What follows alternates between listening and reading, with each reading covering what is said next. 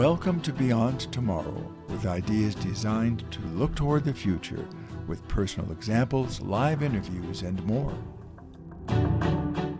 Hi, I'm Jim Melton, and today we're going to talk about your future. Even in today's uncertain times with the coronavirus and its effects, to better cope with the situation, we need to create a fulfilling vision. In other words, we need to look forward. But sometimes, in order to look forward, taking a step back to look at the past can provide a more objective perspective. So here's a quick step back to consider before we identify 3 key elements in designing your future. How many of you remember George Carlin? He passed away far too early. Like his humor or not, he had some profound ideas to share. In the words of George, the clean version, he said, "The paradox of our time is that we have taller buildings but shorter tempers. We have wider freeways but narrower viewpoints. We have more degrees but less sense. We have more knowledge but less judgment. We've multiplied our possessions but reduced our values. We talk too much, we love too seldom, and we hate too often. It's a time when there is much in the showroom window, but nothing in the stockroom. It's a time when many will spend upwards of $1,000 a year on the outside of their heads, but often not a nickel on the inside." These are thoughts to consider by George. But sometimes our thinking does not follow a logical flow. Answer this for me. How is it that we put men on the moon before we figured out it'd be a good idea to put wheels on luggage? And yet that's exactly the sequence that unfolded. So let's follow a logical flow in designing your vision. Question for you. What does your future look like to you? There are many ways to reach an end. Here are 3 elements that will support you in reaching your vision. Number 1, what you say and how you say it will literally affect your outcome. It will either bring people to you or it will repel them. Yeah, that's right. We're talking about something as simple as communication. Whether building a relationship or an entirely new society, there's no secret here. Building a family, a business, an entirely new culture on Earth. Or, as planetary scientist Neil deGrasse Tyson puts it, look up to build an entirely new culture on the moon, on Mars. It's not a stretch. It's short term. I'll have more about what SpaceX and NASA are doing to build a moon base and a Mars base in an upcoming podcast with interviews. But for now, in human terms, Dr. Robert Zubrin puts it this way: we need to take the best of what we have and leave the worst behind. Wise words, but not the easiest thing to do. So in human terms, we need respect, ethics, diversity, and trust. All are necessary. So when are these characteristics, these traits, these inclusions, if you will, formed? You ask any psychologist or psychiatrist, and they will tell you that the beliefs and values that we hold so dear are formed by the age of 6 to 8 years. That's pretty young. Now, my friend Ron, consummate teacher, he loved to create scenarios by which his children could learn from actual and practical experience. And he lived in Prescott, Arizona. One day he was going to go to the bank, and his son Jason wanted to go with him, so he said, "Come on, let's go." So they got in the car and they drove to the bank. Ron pulled up in the parking lot, got out of the car, said, "Jason, wait right here. I'll be back shortly." So Jason watched his dad walk through the glass doors of the bank, walk up to the teller, greet her graciously, handed the teller a check, and the teller gave Ron some money. He thanked her graciously, and he put the money in his pocket. He turned around And he started walking toward the door. And just before he got to the door, he stopped because he knew Jason was looking. He reached into his pocket. He pulled out the money and started counting it with a perplexed look on his face. And then he put the money back in his pocket, walked back out to the car, got in, and Jason looked up at him and he said, "What's wrong, Dad?" He said, "Son, we have a problem. The teller has given me $100 more than she should have. We have an ethical dilemma, and I need your help. Should we or should we not tell your mother?" Now, we need to ask ourselves the same questions. We need to look at ourselves because many adults today are functioning on ideas they formed as a child. So, element number 2 is by Francis Bacon. Knowledge is power.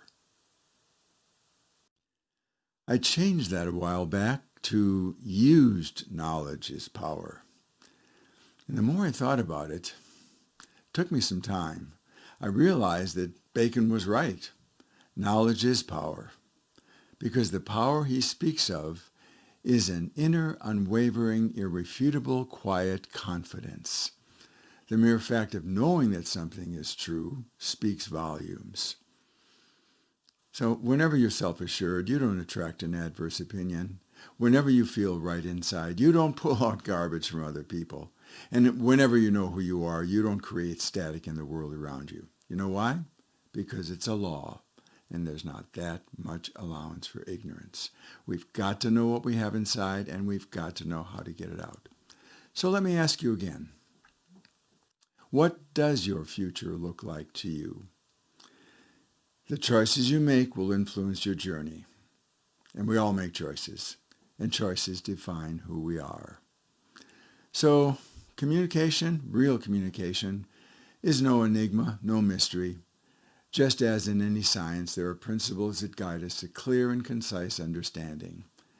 If we're going to continue to grow as a civilization, there are elements that will allow success to evolve more simply. So the third element should be of no surprise to anyone. The third element is self-image. Let me play a short segment of a presentation I gave in Indianapolis that will demonstrate more clearly what I mean. Carl, do me a favor. Come over here with me, if you would. I'm going to demonstrate what's called the SIP principle. This is good, right here. This is good. The SIP principle. And it's very simple. Now, don't be concerned. I'm just going to talk a little bit to you. Just relax a little bit here. That's good. And when I'm finished, I will ask you a question. And the answer that you give me will simply determine whether you live or die. So, yes. All right. Let's say that after this program, you received a telephone call from your very best friend. You've known this person all of your life. You've gone to school with this person. You've shared lunch with this person. And they called you up and they said, "Carl, I've been thinking about you for the last couple of days, and I felt compelled to call you. I don't want to borrow any money. I don't want to ask any favors. I just want to let you know that you are a very important person in my life, and you motivate me to do my very best. And I know you always do your very best. You are a compliment to your job. You are an asset to your community." I'm getting to like him already. I don't want to take a lot of your time because I know you're a busy person, but I just want to let you know, in the only way that I really know how, is whenever I'm with you, I really feel good about myself, and I'm so pleased I can call you my friend. How would you feel? Stunned. You can live. He lives. Let's give him a hand. All right. Now, let's say that you just got that call. How would you feel, really? Somebody said like they got the wrong number. No, you'd feel fine, super fine. You'd be on cloud 9. If you were a doctor and you just received that telephone call and you walk back into the office, do you suppose you'd be a better doctor? Probably. If you were a teacher and you walked right back into that classroom, wouldn't you take a little more time with those little kids? You probably would. If you were a student, an accountant, a manager, wouldn't you be a little more perceptive in the world around you? Most likely. But, riddle me this, in light of the previous conversation, what more would you know about being a doctor, a teacher, a manager? Nothing. That's where the SIP principle comes in.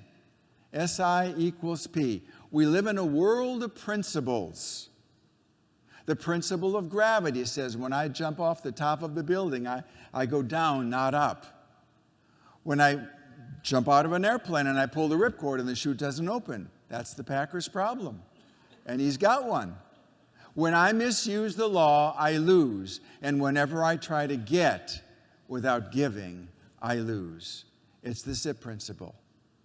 SI equals P. Self-image equals performance. Whenever you raise the opinion you have of yourself, you raise the level of your performance. Whenever you lower the opinion you have of yourself, you lower the level of your performance. And it's all operating by law, and there's not that much allowance for ignorance. We've got to know what we have inside, and we've got to know how to get it out. There are many ways to reach an end, ladies and gentlemen. Some are actually better than others. I trust these ideas have been helpful. Those of you who have questions or would like a continuation of these ideas for personal coaching or a presentation for your business, contact me and make sure to click the subscribe button. I look forward to hearing from you. And remember, as we continue on this path, for whatever this new future holds for us, be assured we'll do it together. I look forward to it.